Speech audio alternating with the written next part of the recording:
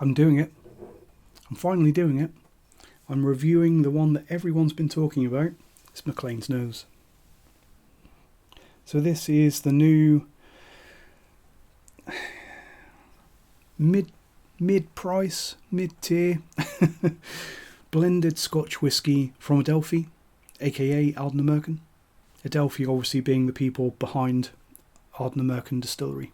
So being from Adelphi, the same people that make Adelphi, that enthusiasts' darling, the whisky with all the craft and integrity and all those good things, this stuff is going to have a guarantee of non-chill filtration and natural colouring front and centre in massive font on the label, right?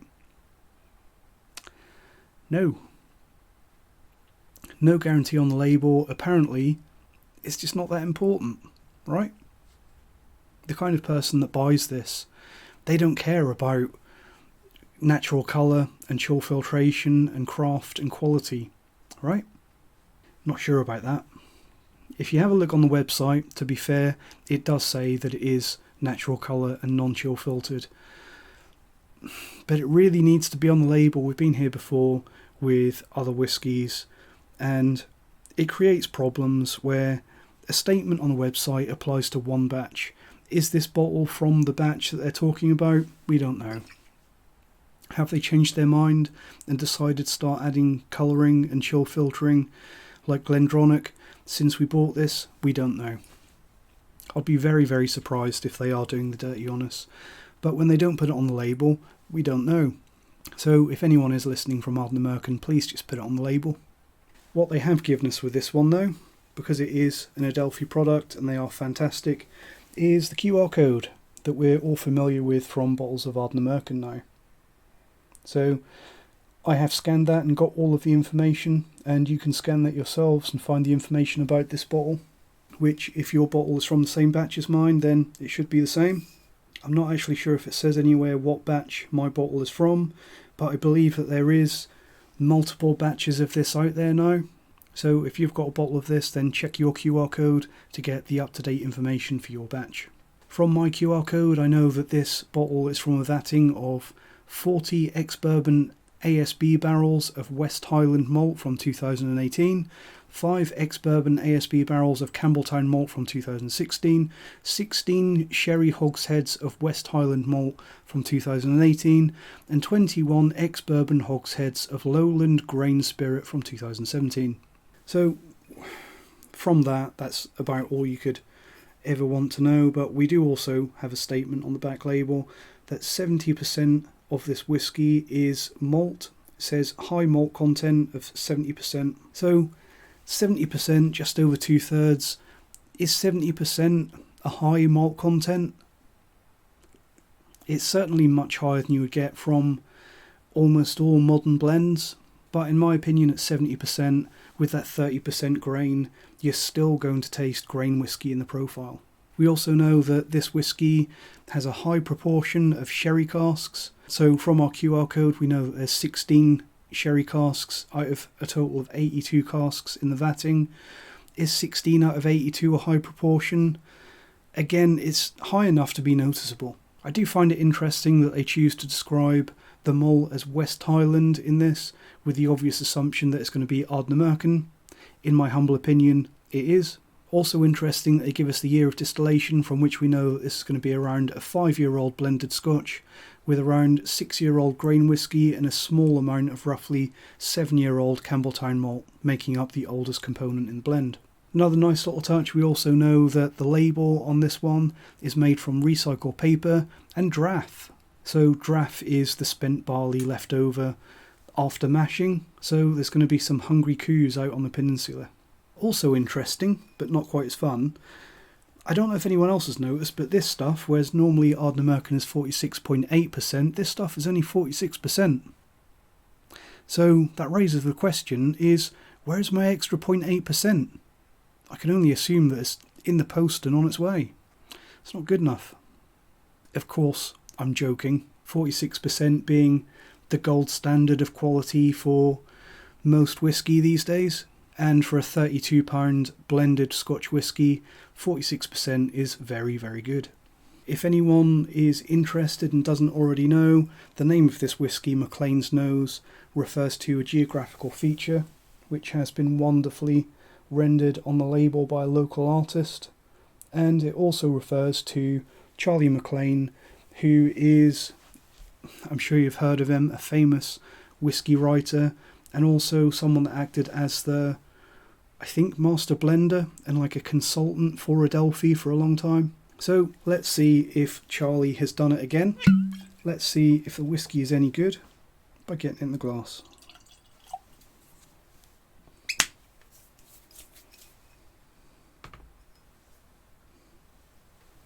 So even though they haven't bothered to tell us, we know that that is natural colour and non-chill filtered, which is good that they at least tell us on the website, because it has got a little bit of an orangey glow to it.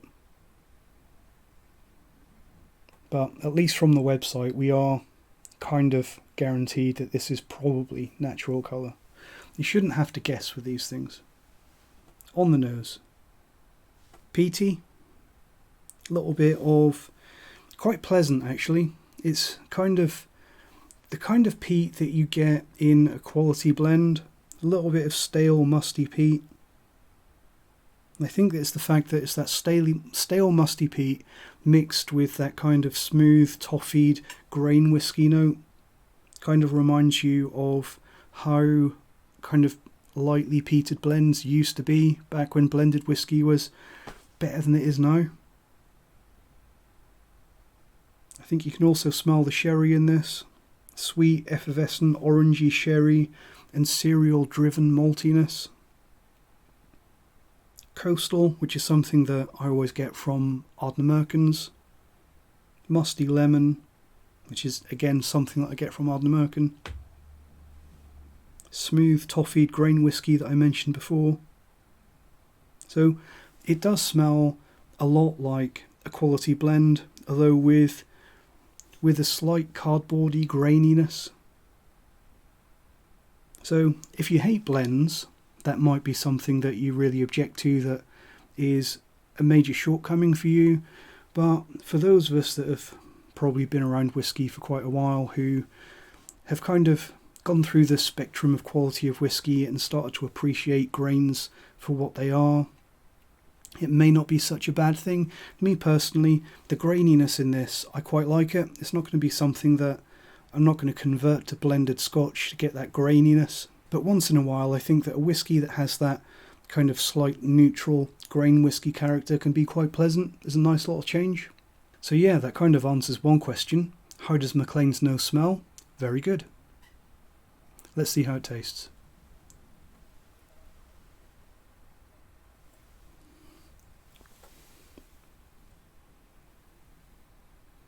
On the palate, quite chocolatey, like a milk chocolate coated biscuit note.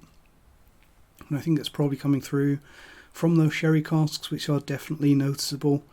Those 16 out of 82 sherry casks in the vatting, they have definitely had some impact, as well as some malted barley notes, malted milk biscuits perhaps, which is possibly partly coming from that grain spirit again. Quite orangey. The peat is definitely there, and it's quite a farmy peat. I've actually been tasting this kind of on the same flight as the 100% Isla from Kilhoman, and I think that the peat in this one is actually, I wouldn't say that the peat is more prominent and more intense in this, but the peat in this one I think is more farmy. So definitely farmy peat and milk chocolate on the palate of this one. I do think that it's a little underpowered and slightly bitter, with that bitterness probably coming through from the grain whisky. I do think that it's very obviously a blend, despite that 70% malt content, which may or may not be something that you love. On the other hand, I do think that the grain content in this probably does smooth everything out a little bit, which, to be fair, is really the reason why blended Scotch was invented. The addition of grain whisky was to kind of temper the more boisterous and more flavourful, forceful single malts into something a bit more rounded and a little bit more palatable to the average drinker. Gonna have one more sip. quite salty. A little bit of a salty note on the late palate. A little bit of a note of rock pools and DMS, dimethyl sulfide, kind of sea scum, rock pools, sea foam, that kind of thing, which is something that I quite often get from a Glen Scotia, which would make sense because we know that there's some Campbelltown malt that's gone into this. Also quite bready, quite a kind of cereal, bakery, fresh bread note, a little bit like a Deanston. Gonna have one more sip and look at the finish. Light, a little bit spirity. The peat is quite prominent on the finish, I think. Light but lingering. And some more of that chocolatiness coming through. Chocolate coated malted milk biscuits. Some peanut coming through from the bourbon casks. Farmy vegetal peat. More vegetal notes actually, like kind of like a vegetal broad bean, like stewed broad bean note. Slightly spicy oakiness. All in all, a very positive experience with no actual flaws. And I think, very importantly, it is worth the very reasonable price. So, blended Scotch. Why have Adelphi decided to release this as a blended Scotch? Anyone who's been watching this channel for a while, you might be aware that this is not the first Adelphi blend that I've experienced. When I visited Ardnamurchan Distillery, which was coming up for 10 years ago now, unbelievably, the only thing that they had for me at that early point when they'd just started to release their whiskey and it was all selling out straight away, the only thing that they had that I could buy when I was there was the Dancing Man blend, which I'm really, really not a fan of. This stuff is a lot better. But blends. Why blends? Whether it's quality blends or affordable blends or blends in the middle. Blends, I think, do have a little bit of an identity crisis at the moment, and possibly quite rightly so.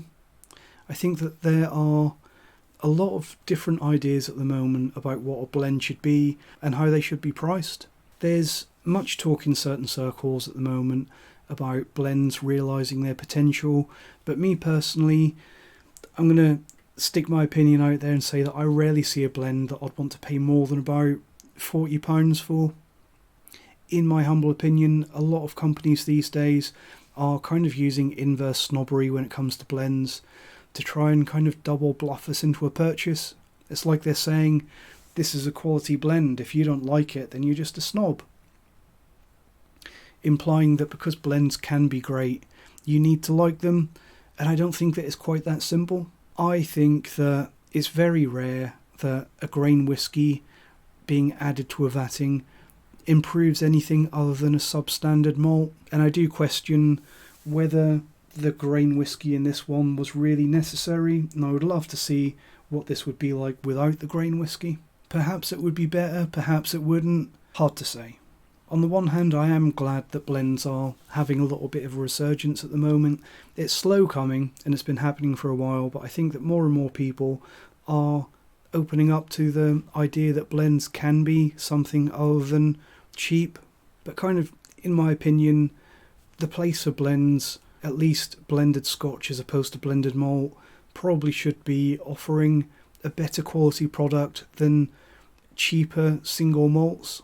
The kind of blended Scotches that I've really enjoyed and thought that were a worthwhile purchase recently, things like the Black Bottle Alchemy series, which is very reasonable priced, and the Cutty Sark, which for a 50% whiskey is very, very reasonable priced. And to be fair, like this one, I do think that you are infinitely better off paying £32 for a bottle of this than you are paying the same price for a bottle of Johnnie Walker Black Label, which at the moment is selling in my local supermarket for £2 a bottle more than this.